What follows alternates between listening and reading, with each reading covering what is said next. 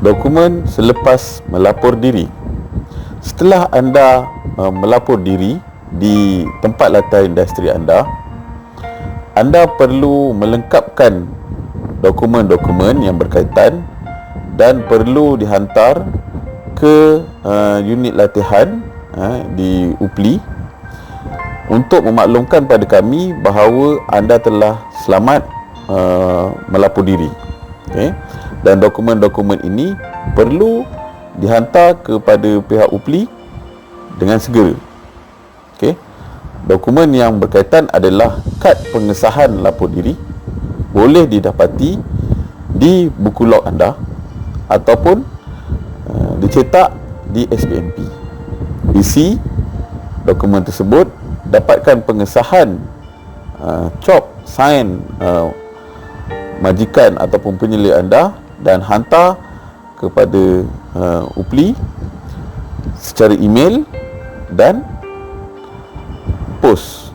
Sebaik-baiknya kedua-duanya, ya, email dan post. Okey, jangan post saja atau email saja. Sebaiknya email dan post.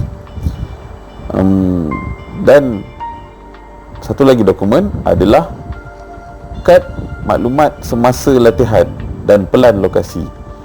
Ini bertujuan untuk memaklumkan pada kami di mana anda berada, anda duduk di mana, dan pelan ataupun bagaimana hendak menghubungi anda ataupun untuk kami melakukan pemantauan.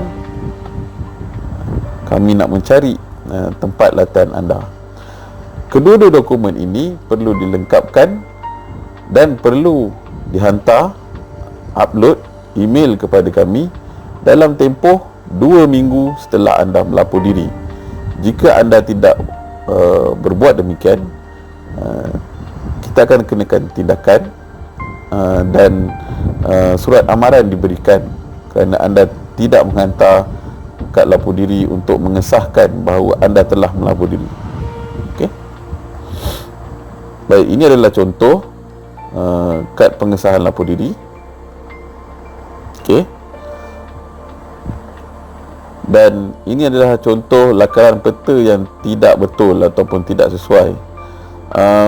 Sebaiknya bagaimana hendak menyatakan peta yang sesuai? Senang ceritanya, bagaimana untuk, kalau kami boleh sampai ke tempat latihan anda, itu bererti peta yang anda sediakan itu sangat membantu kami. Okey. Jangan bagi peta ataupun ruang kerja. Maksudnya katalah awak duduk kat office, awak duduk di meja nombor 5 kata macam tu. Kita bukan nak yang itu.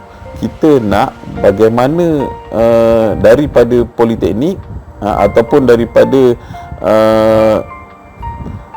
katalah bandar yang terdekat untuk sampai ke tempat latihan anda. Okey, jika contohnya anda duduk di Kelang di bahagian mana? Di Kapar, di Bukit Tinggi.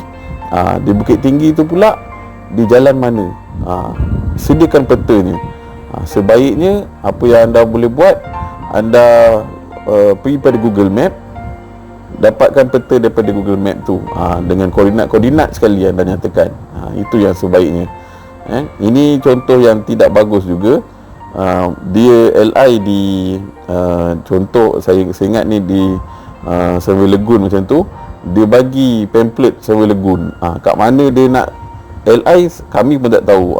Satu Survey Legun tu kami kena cari. Jadi janganlah begini ya. Ataupun lakaran yang tidak kemas. Anda melakar sendiri peta tu. Tapi menyusahkan kami untuk mengesan anda ataupun mencari anda. Jadi jika nak bagi lakaran dengan anda melukis sendiri peta, pastikan kami boleh faham dan kami boleh kesan anda. Okey. So ini contoh lakaran yang baik, contoh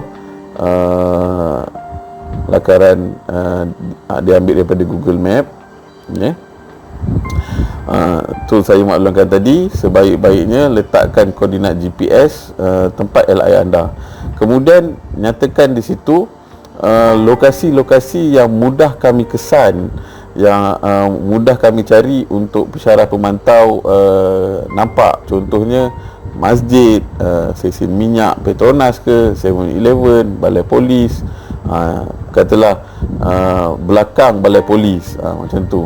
Ataupun satu awak punya tempat latihan tu sebaris dengan 7-Eleven. Jadi kita dah boleh agak lah di mana tu. Okey. Jika bangunan yang besar bertingkat-tingkat, contohnya di KLCC ke, ataupun di Puncak Niaga ke yang banyak tingkat, nyatakan tingkat mana anda LI. Contoh anda berada LI di tingkat 8 Puncak Niaga. Tulis di situ, di tingkat 8 Puncak Niaga, unit apa, macam tu. Okey. Jadi mudah untuk kami cari. Okey.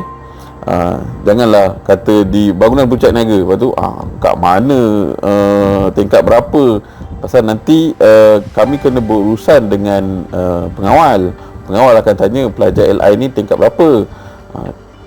Jadi sukar untuk kami lepas kat situ. Jadi sebaiknya anda bagi maklumat dengan betul, okey, dengan tepat.